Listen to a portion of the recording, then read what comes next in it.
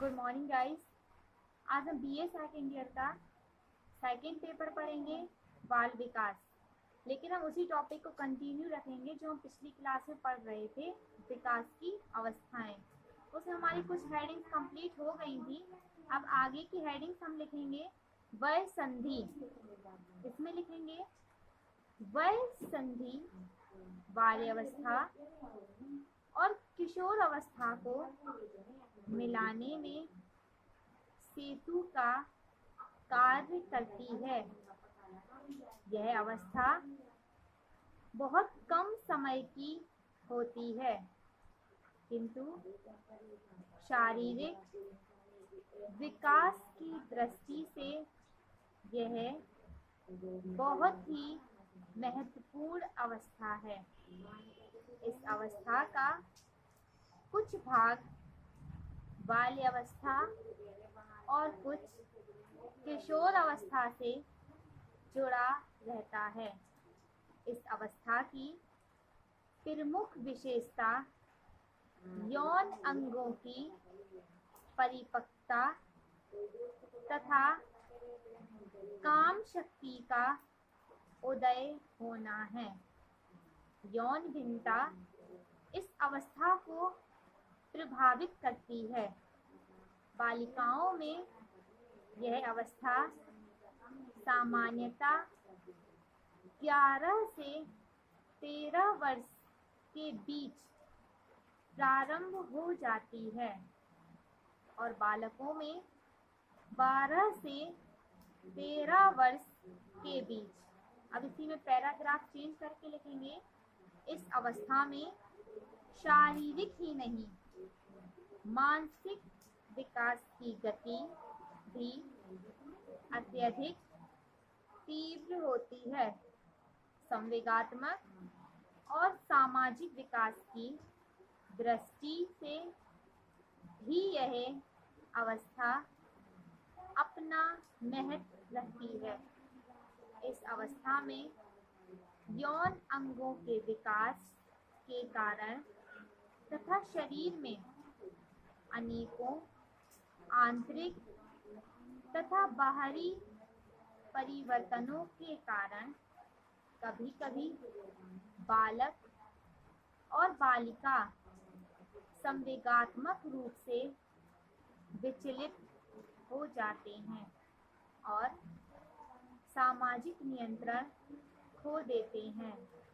अतः इस अवस्था में माता-पिता को बच्चों को शरीर में होने वाले परिवर्तनों के बारे में अच्छी तरह से बताना चाहिए।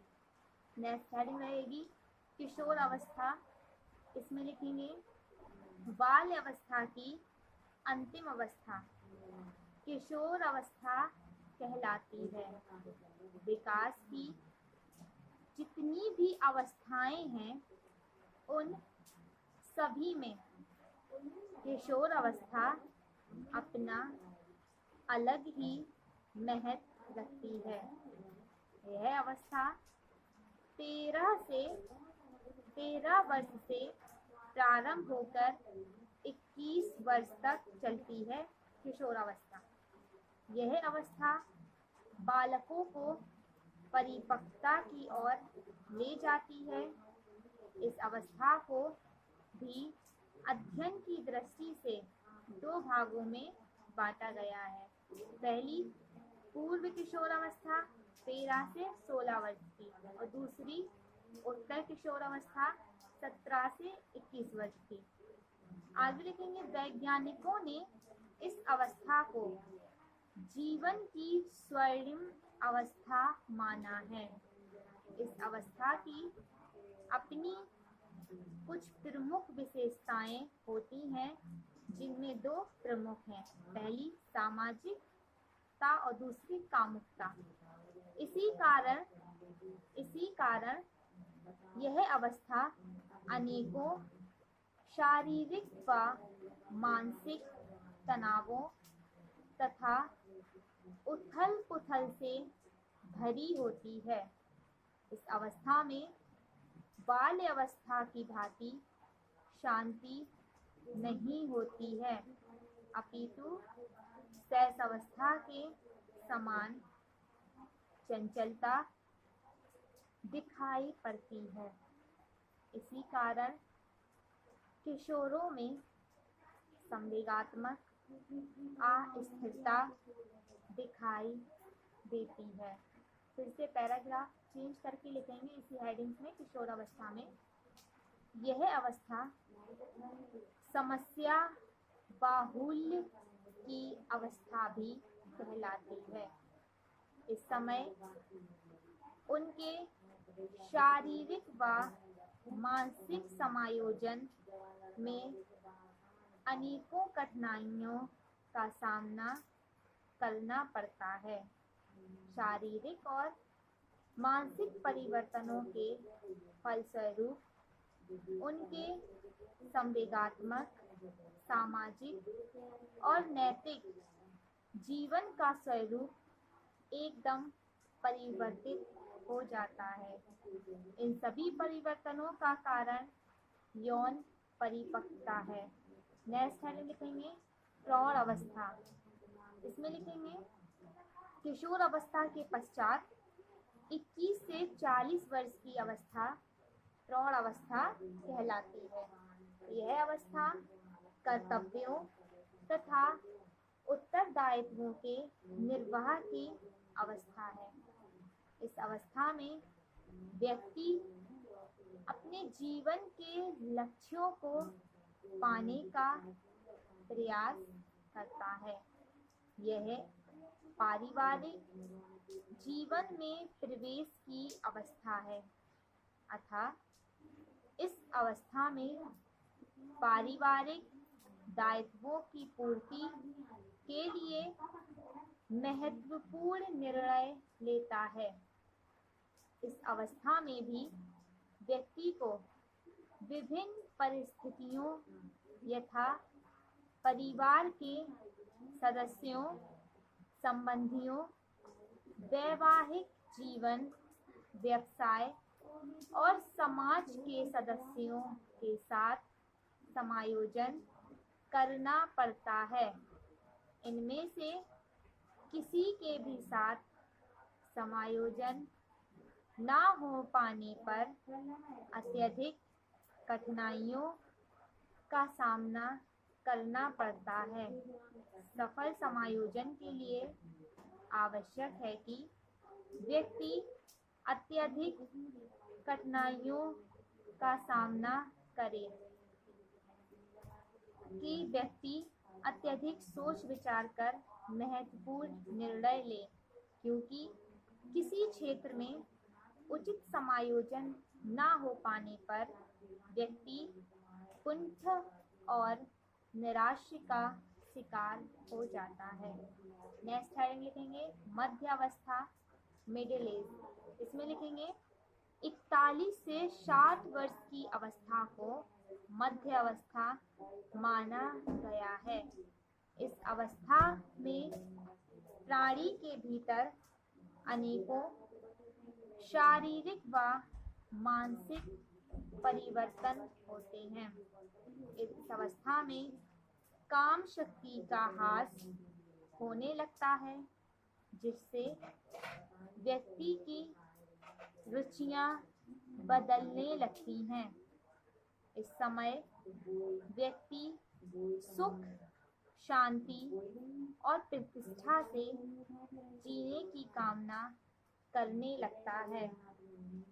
उसका चिंतन यथार्थवादी हो जाता है। सामाजिक संबंधों के प्रति भी मनोवृत्तियां दृढ़ हो जाती हैं। इस समय व्यक्ति को अपनी संतान के साथ समायोजन करने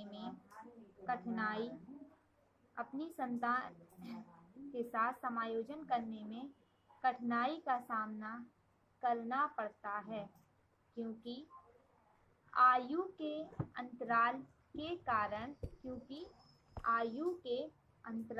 के कारण दोनों के विचारों, सोचने के तरीकों और मनोवृत्तियों में अंतर होता है। उचित समायोजन के लिए यह आवश्यक है कि व्यक्ति अपने परिवार के सदस्यों के साथ उचित तालमेल रखे, जिससे उसकी वृद्धावस्था मानसिक संतुष्टि व शांति के साथ व्यतीत हो।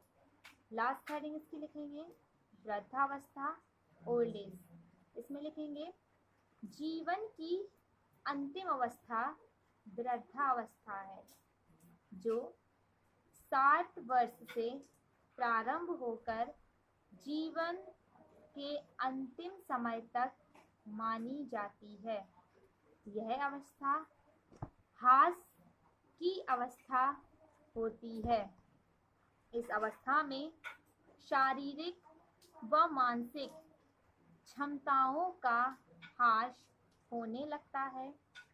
शारीरिक क्षमता में कमी के कारण शरीर की क्रियाशीलता कम हो जाती है। इस अवस्था में मानसिक परिवर्तन भी तीव्र गति से होते हैं। व्यक्ति की रुचियां, मनोवृत्तियां तथा आदतों में परिवर्तन हो जाता है। स्मरण शक्ति कम हो जाती है। इन अनेक कारणों से वृद्ध व्यक्तियों की समायोजन समस्या प्रबल हो जाती है, क्योंकि यह अवस्था व्यावसायिक जीवन से अवकाश की अवस्था होती है। अतः वृद्ध व्यक्तियों की यह अवधारणा बन जाती है कि अब परिवार व समाज को उनकी आवश्यकता नहीं है, वे दूसरों पर बोझ हैं। उनकी यह अवधारणा उनमें मानसिक तनाव उत्पन्न करती है। वे जिद्दी और क्रोधी हो जाते हैं, जिससे परिवार के साथ समायोजन में कठिनाइयाँ होती हैं। ये चैप्टर हमारा यही क्लोज होता है।